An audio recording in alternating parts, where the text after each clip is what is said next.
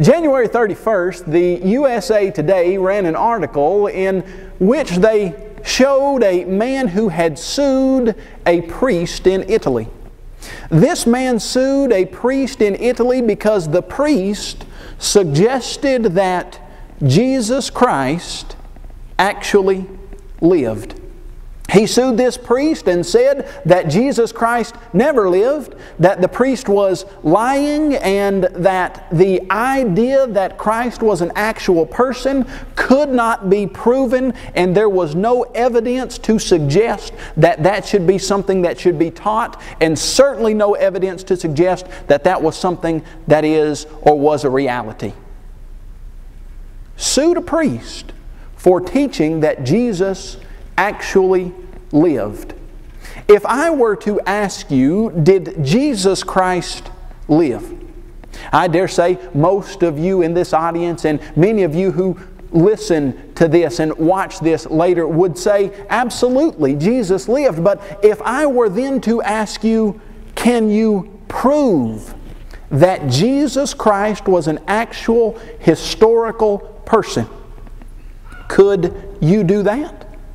There are many people today who are suggesting that Jesus Christ was not an actual historical person. A man by the name of Jay wrote us an email at Apologetics Press. And Jay said in his email of January of this year, he said, "The real truth is you or no one else can prove there ever was a Jesus as described in the New Testament. All you have is blind faith and zero proof. Blind faith has made Christianity believe the Jesus nonsense. There is zero proof of a historical Jesus. Why keep lying like there is?" This man wrote us in January. Just this week he wrote us back, expressing his idea that Jesus never lived and that the only reason we suggest that he did is because we cling to a blind faith that is not substantiated by evidence. Is that true? Of course, Jay is not the only one who would suggest this idea. In the 1970s, a man by the name of John Allegro wrote a book titled The Sacred Mushroom. And in that book he suggested that Jesus probably never lived and that Christianity originated simply as a hoax by a secret cult whose original intent was eventually forgotten. John Allegro said Jesus never lived.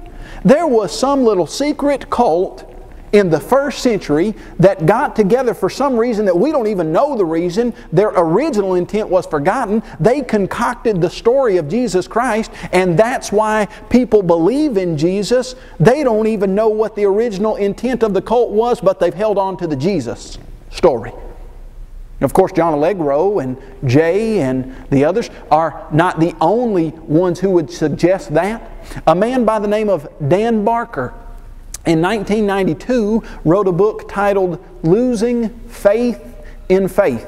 He was a denominational preacher turned atheist, and in his book he suggested the gospel stories are no more historic than the Genesis creation accounts are scientific. It is rational to conclude that the New Testament Jesus is a myth. You could add his name to a long list, and a list that is growing on a daily basis of people who would suggest that Jesus never lived. In her book, In God We Trust, But Which One?, Judith Hayes wrote, "Just whether or not Jesus was an actual historical figure is the subject of much scholarly debate. He may have existed, and then again, he may not have." Are you seeing that the attack against Jesus is now coming in the form of suggesting that he never lived? There is a website that you can go to. The website has a trailer for a movie The movie is titled The Beast. This movie was supposed to come out June the 6th of 2006, so it would be 666, referring of course to the number found there in Revelation. This movie is another attack on the historicity of Jesus. I want you to read with me some of the description about the plot of this movie. As you read, you see this description. When her father, a biblical scholar, mysteriously disappears, a Christian high school student named Danielle investigates. She discovers that he had stumbled across a cover-up of Christianity's best-kept secret, that Jesus Christ never existed. Now that she possesses proof of this dangerous fact, these people would suggest to us that it is a fact that Jesus Christ never existed. And then the description of this movie explains that diving into factual territory well explored by scholars but largely hidden from the view of the public. Who is the public? Well, you and I would be described as the public. Do you believe that Jesus actually really lived as a person? Well, one of the reasons you do suggest this movie is that you're the public. You're the poor, uneducated public. You see, there are scholars who have dug deeply into this evidence, and the scholarly community understands that this is not a reality. But those of us who are just in the public realm, we are those who don't understand the fact that Jesus Christ never existed. That's what this movie would suggest. But I am here tonight to explain that that implication is as false of an implication as has ever been stated. If there is a person who honestly dives in to the evidence that exists for the historicity of Jesus, and that person is going to follow that evidence wherever it leads, he or she will be forced to conclude that Jesus Christ was a historical reality, a man who lived in the first century in Judea and walked the streets of Palestine. Let me give you a few more of these individuals who are suggesting that Jesus never lived. This is a DVD, it's a website, a description for the DVD titled The God Who Wasn't There. A man by the name of Brian Fleming says, Jesus Christ is likely a fictional character, a legend never based on a real human. In a radio interview, the same man, Brian Fleming, said, I think it's probably correct that Jesus, in fact, never existed. He went on to say, once I started looking at the evidence, I became fascinated by the idea that Jesus Christ never existed, a fact that many people have never heard at all. Notice how Fleming and others describe the idea that Jesus never existed as a fact. What I would like to impress upon you is the idea that there are people who want you to think Jesus never existed. And the number of those people is on the rise. In fact, I believe that you will see more and more people who are suggesting that Jesus never lived, that Christianity is based on a mythical character, and that everything you believe and that everything you've been taught if you're a Christian is based on something that never had any historical reality. As we go through this discussion, we're going to ask the singular question. It's the only one with which we will deal this night. Did Jesus Christ really live?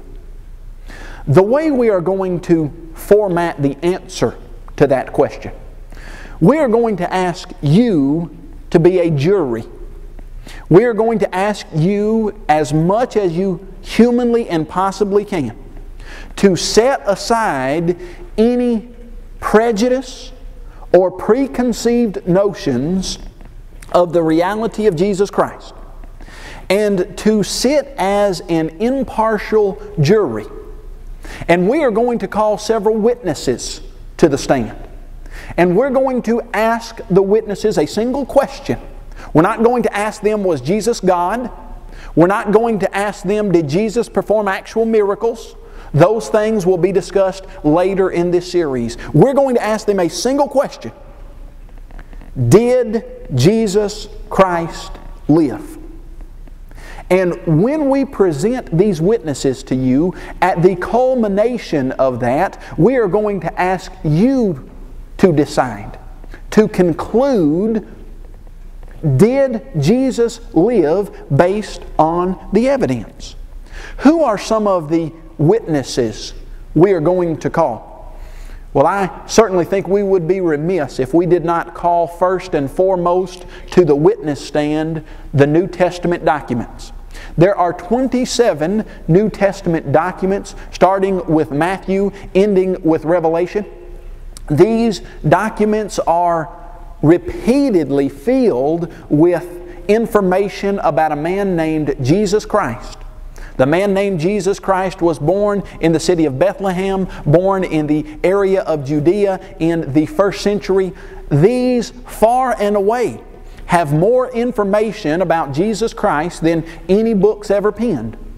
The question we are asking these books is, do you, the writers of these books, Matthew, Mark, Luke, John, and go down the list of Peter and James, do you say that Jesus lived? Now that question, I think, is easily answered by any person who has ever read the New Testament documents. They are filled with statements that say, yes, Jesus lived. The next question then we would ask is, how reliable are the New Testament documents? You see, the skeptic would like to throw out the New Testament. The skeptic would like to say, oh, hold on, you can't use the New Testament to prove that Jesus lived because the New Testament speaks in favor of Jesus' life. Well, certainly it does. No question about that. Do the writers of the New Testament speak favorably about Jesus Christ? Sure they do. Do you toss out accurate, authentic eyewitness testimony just because that eyewitness testimony might speak favorably for a defendant? No, you don't. The question of the accuracy of the New Testament documents' testimony is not based on whether or not they speak favorably about Jesus Christ. The question is, are they reliable documents, and how do they stand up when they're compared to other documents? And what you will quickly see is when you compare the New Testament documents to any other documents from the time that they were written, they surpass them in every legitimate way that you would ask a witness to present itself as authentic. Let's go through some of this information. If you were to ask yourself, what are some of the most famous historical books? Homer's Iliad would quickly come to your mind most likely. It was written in about 700 BC. The earliest copy of it, we don't know when we found it, but there are only about 643 manuscripts of the Iliad. If you were to bring to your mind the history of Herodotus, you may know that the man named Herodotus was called the father of modern history. He was one of the men who started documenting history as a factual experience and putting things down that were factual and not just how a certain king wanted them to be painted. His writings were from about 450 BC. The earliest manuscript we have of Herodotus was 900 AD, separated from his writing by some 1,350 years. We only have 8 copies or 8 manuscripts of Herodotus, and yet historians refer to Herodotus on a regular basis. If you were to talk about Josephus and his work, The Jewish Wars, you would understand that Josephus wrote The Jewish Wars in about 70 AD or so. The first copies or manuscripts that we found of those were from about 400 AD, separated by 330 years. We have 9 manuscripts of the Jewish wars, and yet historians don't hesitate to refer to the things that happened in the Jewish wars as historical. If you were to think about the histories of Tacitus, he was a Roman historian. We will call him to the witness stand personally later this evening. He wrote a book titled The Histories. He wrote it in about 100 AD. The first manuscript we have of it is from 900 AD. That's a separation of 800 years. And we've only got 2 manuscripts or so of Tacitus's histories. So what about the New Testament documents? The New Testament documents were written between 50 and 100 AD. The first manuscript that we have, at least partial manuscript, is dated to 125 AD, a separation of only 25 years, and we've got 5,700 and some 25 manuscripts for the New Testament documents. Regardless of whether or not you believe Jesus Christ ever lived, if you ask any honest historian this question, are the New Testament documents the most authenticated documents based on manuscript evidence? Do you know what they have to say? They have to say, yes, they're the best ancient documents that we've got. Not only are they the best in regard to the manuscript evidence, but you could call to the stand the early non-inspired writers. By non-inspired, I would suggest that those were the ones that their writings are not preserved in the New Testaments. Some people refer to them as the early patristic writers. These are people who would call themselves Christians from the late 1st century and early 2nd centuries. Maybe you'll recognize some of these names: Clement of Rome, Ignatius, Polycarp, Justin Martyr, Irenaeus. These men lived from about 70 AD to about 200 AD or so. We have several of their writings preserved, in fact, copious amounts of their writings preserved. The interesting thing about the writings of the early patristic fathers is that those writings are filled to overflowing with quotations from the New Testament documents. In fact, they are so full of quotations from the New Testament documents, the eminent New Testament scholar Bruce Metzger said that the citations are so extensive that if all of the sources for our knowledge of the text of the New Testament were destroyed, they would be sufficient alone in reconstructing practically the entire New Testament. If you didn't have a manuscript 1 of the New Testament, although we've got 5,725 or so, and you just took the writings of the early church fathers, as they are referred to, you could piece together the entire New Testament from the quotes in their writings. What does that mean? That means that the New Testament was written prior to 200 AD, prior to 150 AD, prior to 100 AD when these men lived. If they could quote a Scripture, that Scripture had to be written before they quoted it. If you were to ask any honest scholar, is the New Testament more authenticated by citations in the early patristic writers than any book, anytime, anywhere, do you know what they have to say? Yes. Secondly, when you ask the New Testament documents a historical question, if you can check it, whatever the New Testament documents say is always right. Let me explain what I mean. If the New Testament documents make a geographical statement that a man went down from Jerusalem to Jericho, if you go check the elevation of Jerusalem and Jericho at the time that the statement was written, Jerusalem is higher than Jericho, exactly as the statement down from describes. If you want to know what the capital of a particular region or district was, and the New Testament documents tell you what the capital was, if you go back to the time that it was written and you can find some archaeological evidence, guess what always happens in every single case? The New Testament documents are always right. If they say there was a pool in Bethesda and you dig long enough, Many times you will find the exact pool of Bethesda that the New Testament documents wrote about. There has never been a time, and please understand this, that any person has asked the New Testament documents any historical question where they have proven the New Testament documents to be inaccurate in any geographical, political, sociological, any type of statement. So, you've got documents that are better attested than any ancient documents in the world. You've got documents that have never been proven wrong in a single instance. And you've got documents that mention Jesus Christ on numerous bases and in numerous places. The New Testament documents are the most powerful witness to the life of Jesus Christ. They cannot be gainsaid, and any honest scholar has to admit that they are the most authenticated and the most accurate documents that we have. But they're not the only ones. If you didn't have the New Testament documents, and I would propose that you could make a case for the historicity of Jesus based solely on the New Testament documents, but if you didn't have those, are there other places that you could go and ask other witnesses whether or not Jesus Christ lived? Sure there are. In fact, you could call the Talmud to the stand. Let me explain to you a little bit about the Talmud. The Talmud is a collection of writings by the Jewish rabbis.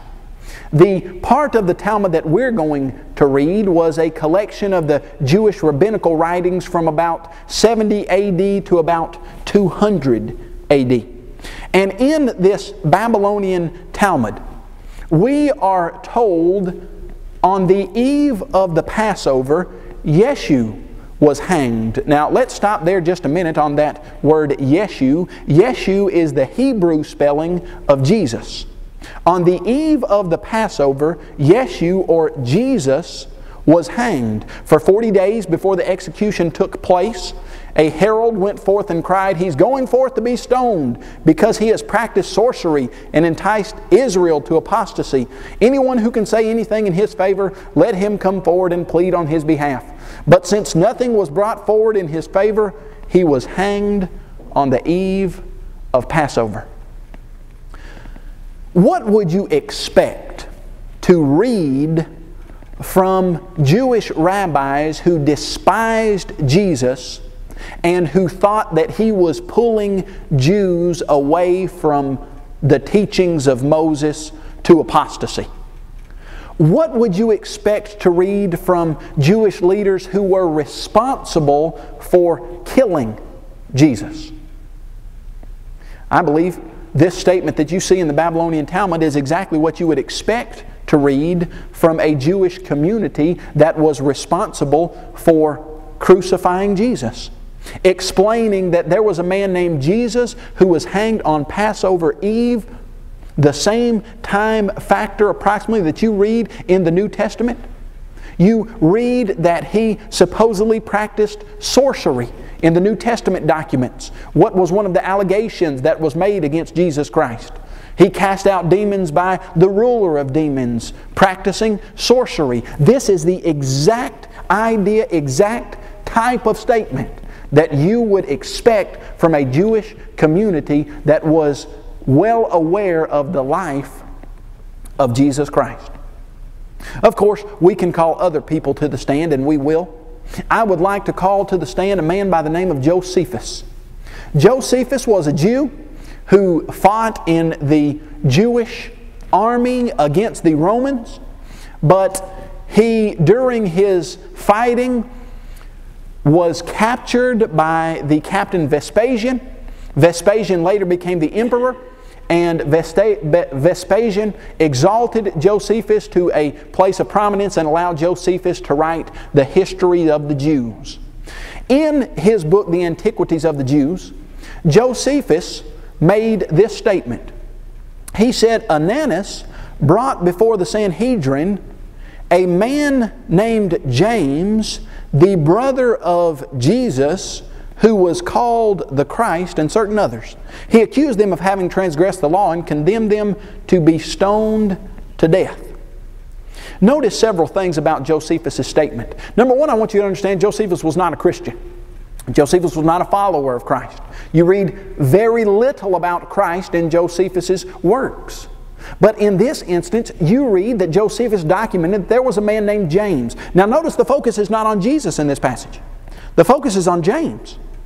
But James was the brother of who? Jesus. When you turn in your New Testament documents to Mark, I believe it is chapter 6, verse 3, you read a series of brothers that Jesus had, and one of those brothers was James. And notice what else this statement says by Josephus. He says, Jesus who was called the Christ. Why would Josephus explain that James was the brother of Jesus who was called the Christ? I would say that there is only one reason why he would do that. Because he is documenting the life of a historical person, Jesus Christ. He also wrote another statement about Jesus. This is a little more lengthy passage. Josephus said in book 18, chapter 3, verse 3, or paragraph 3, "And there arose about this time Jesus, a wise man, if indeed we should call him a man. For he was a doer of marvelous deeds, a teacher of men who received the truth with pleasure. He led away many Jews and also Greeks. He was the Christ. And when Pilate had condemned him to the cross on his impeachment by the chief men among us, those who had loved him at first did not cease. For he appeared to them on the third day alive again, the divine prophets having spoken these and thousands of other wonderful things about him. And even now the tribe of Christians so named after him has not yet died out." If you're reading this, there are probably some things that come to your mind. One of them is, why does Josephus paint such a vivid, encouraging picture of Jesus if Josephus was not a Christian? There rose about this time Jesus, a wise man, if indeed we should call him a man. He was the Christ. He rose again. Many wonderful things the prophets had spoken about him. The skeptic looks at this passage and he says, well, hold on just a second. That passage is filled with information that Josephus would not have put in there. He says those things are Christian interpolations. Somehow the Christians got a hold of Josephus' works and they changed his words and they added all this favorable stuff about Jesus. This isn't really from Josephus' pen, that's from the pen of a Christian, and you can see how obvious that is when you read, "He was the Christ," or "if indeed we should call him a man." Is it true that we should disregard the statements by Josephus as a Christian interpolation? Well, number one, the skeptic has a very serious problem. And that problem is, those statements are found in every single manuscript of Josephus that we have. There's no textual reason why you should take those statements out. In fact, all of the manuscripts have those statements. There's nothing that looks like it's been erased, nothing that looks like it's been added. The burden of proof would be on the skeptic, and the skeptic can't show us a single reason other than, oh, I don't think Josephus would have written that.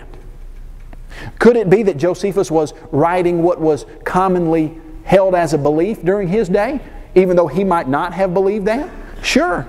There are numerous examples that we could give of historians who documented things that were believed or that happened that they didn't necessarily hold to themselves, but someone did at the time and they wrote them down. That could be what Josephus was doing. Why else should we accept the statement of Josephus? Because Josephus mentions several other Bible characters in passing and nobody's got a problem with them.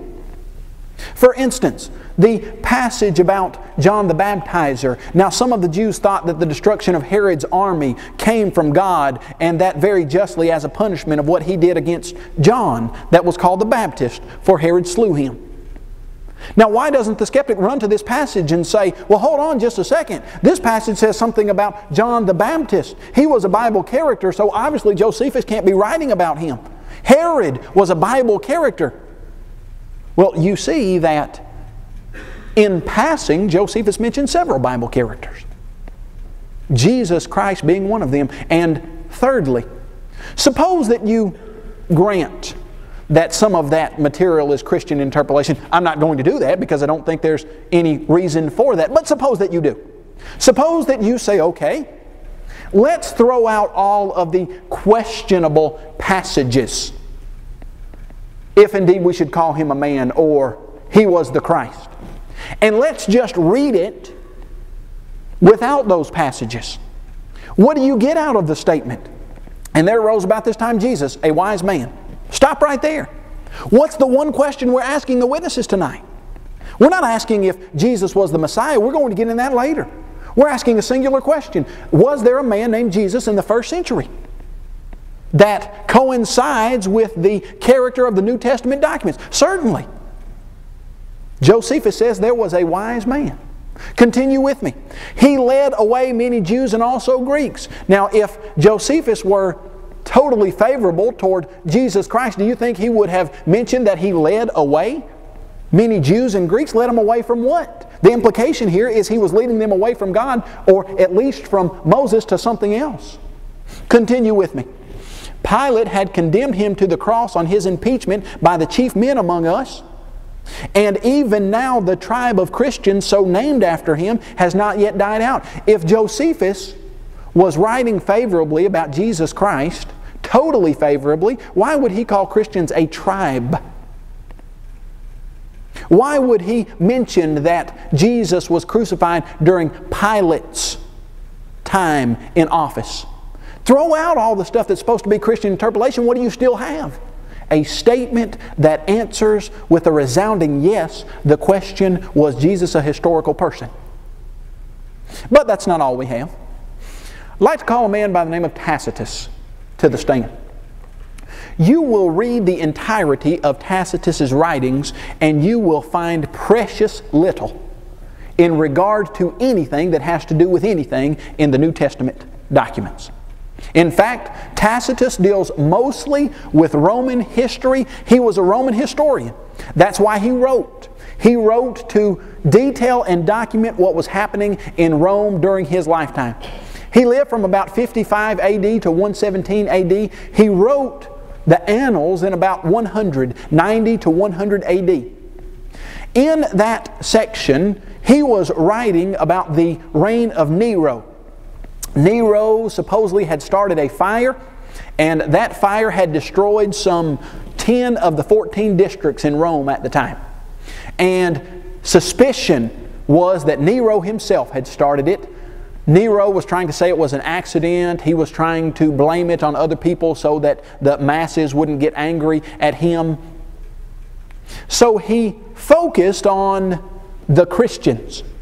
And he said, oh, it's those Christians. They're the ones that started the fire. They're the ones that we should be tormenting. So he did. Started capturing several of the Christians, doing terrible things to them, wrapping them up in animal skins, throwing them into the gladiatorial rings, and letting animals rip them apart, putting them on poles and covering them in wax or oil and using them as lamps to light his gardens at night. Horrible things Nero did to the Christians.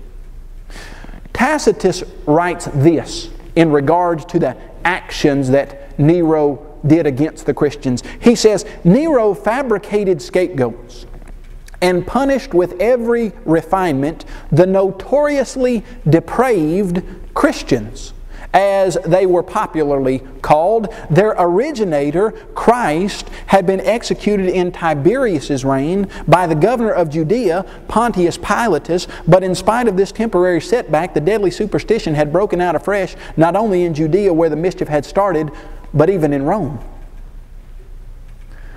Tacitus, are you a friend of the Christians? That notoriously depraved band of misfits? No. Tacitus, what's the standpoint from which you are writing? Well, I'm a Roman. How do you document things? I document them based on the Roman people in power at the time. Look at this statement. Tiberius's reign. Why is that important to Tacitus? Because that's who was the emperor of Rome at the time. Pontius Pilate. Why is that important to Tacitus? Because that's the Roman official in charge of Judea. Tacitus, are you telling me that there was a man named Christ who existed during the time of Pontius Pilatus' reign during the emperorship of Tiberius. Absolutely. Tacitus, you got any respect for those people? No respect. And in fact, they're notoriously depraved, and what they believe is a deadly superstition. I just want to ask Tacitus a single question this night. Not do you believe that Christ was the Son of God? Not do you believe that Christ came to save you from your sins? Just a simple question. Was Christ a person who lived in the first century? Tacitus, will you answer that for us, please? Yes or no? Yes. Continue with me. I would like to call a man by the name of Pliny the Younger to the stand. Pliny the Younger was the governor of Bithynia. He was writing back to the Roman Emperor Trajan. He wrote his letter in about 112 AD, and in that letter he was having a problem. His problem was he was killing a bunch of Christians and he didn't want to. He was bringing Christians before him and he was asking them if they were Christians, and they would say yes. And then in the letter he explains that if they said it 3 times, then I killed them because they wouldn't offer a pinch of incense to the Roman gods. But he said, I don't really like this policy. They haven't done anything other than they're just called Christians. So he writes back to the Emperor Trajan and he says, what do I need to do with these Christians? And in that letter he says, they, the Christians, were in the habit of meeting on a certain fixed day before it was light, when they sang in alternate verses a hymn to Christ as to a God, and bound themselves by a solemn oath not to do any wicked deeds. Pliny wrote the name Christ 3 times. He wrote the term Christian or Christians 7 times. Pliny, you got any reason to lie about the existence of Christ? No. Pliny, do you believe that Jesus Christ was the Son of God? Certainly not. Pliny, do you believe that a man named Christ lived in the first century?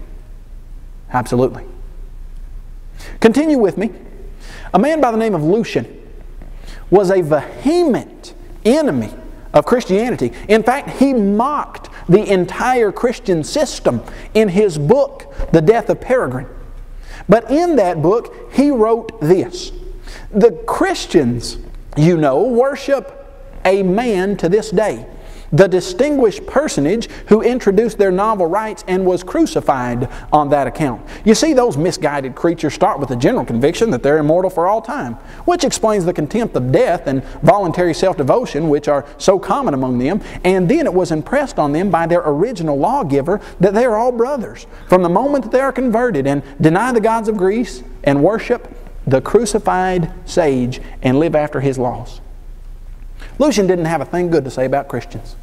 In fact, he thought they were gullible. He thought they were misguided. He thought they were naive. But you know what else he would stand before you tonight and say? Oh yeah, they followed a crucified sage who lived in Judea in the first century. Is it the case that Jesus Christ lived? If I were to ask you this night, what year is it? You would quickly respond that it is 2007. And then I would say 2007 what? 2007 A.D. A.D., of course, coming from the Latin term Anno Domini, which means in the year of our Lord. B.C., of course, the time that started before A.D., meaning before Christ. Our entire calendar and our whole time structure is based on the fact that there was a man named Jesus Christ who lived in the first century. If you were to ask any honest-hearted, truth-seeking scholar or member of the public who has seen this information, did Jesus Christ live? Do you know what they would be forced to conclude? They would be forced to answer with a resounding yes. Did Jesus Christ ever live? Absolutely, positively.